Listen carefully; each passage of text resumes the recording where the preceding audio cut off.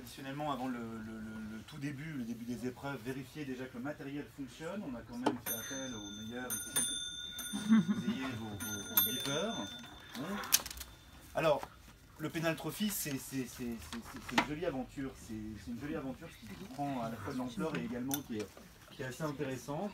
Ce qui est assez également sympathique, c'est que souvent je me demande si le concept ne va pas se tarir un jour.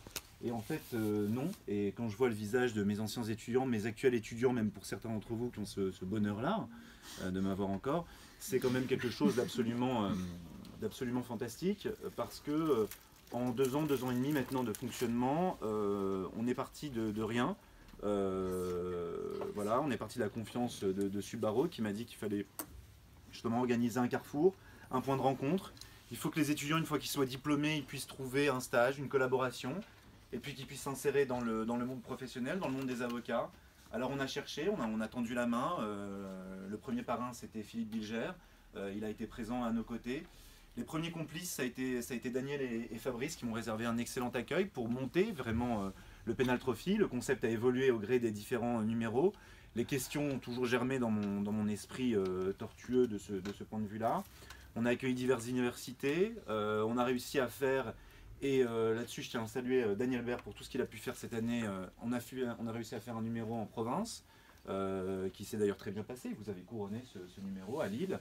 C'était un très beau numéro. Et puis ces invités d'honneur qui permettent d'échanger, d'avoir des profils qui soient tout aussi différents que celui l'année dernière de Delphine Boisel, certains étaient déjà là, que celui également de Christian Saint-Palais, Jean-Yves Liénard, Hervé Temim, Camille Aéry et bien évidemment Thibaut de Montbrial. Donc on a eu véritablement un palais de tout ce qui se fait de bien en pénal, de profils qui sont tout aussi intéressants les uns que les autres. L'idée d'inviter pour ce numéro Maître Clarisse Serre, je crois qu'il m'est venu lors d'une discussion avec quelqu'un qui maintenant est élève avocat, avec laquelle on discutait. Est-ce que quand on est une femme, il est judicieux de vouloir faire du pénal parce que les médias véhiculent un certain nombre d'aspects? Alors la plaidoirie, les belles voix, etc., ce serait réservé aux hommes? Eh bien finalement non. Donc justement, on est ravis que Maître Clarisse Serre ait accepté d'être là lors de ce numéro. Ce Super Penal Trophy va couronner vraiment le vainqueur de l'année. Et là où ça a véritablement une saveur très particulière pour moi, pour nous également, c'est qu'on inclut au fur et à mesure de ces différents numéros de nouveaux complices comme Henrique également, qui est présent avec nous, comme Franck qui est là pour soutenir une de ses équipes, donc il ne participera pas, on lui répète encore une fois, au jury ici, là, il ne délibérera pas, ça ne sera d'aucun soutien de ce point de vue-là.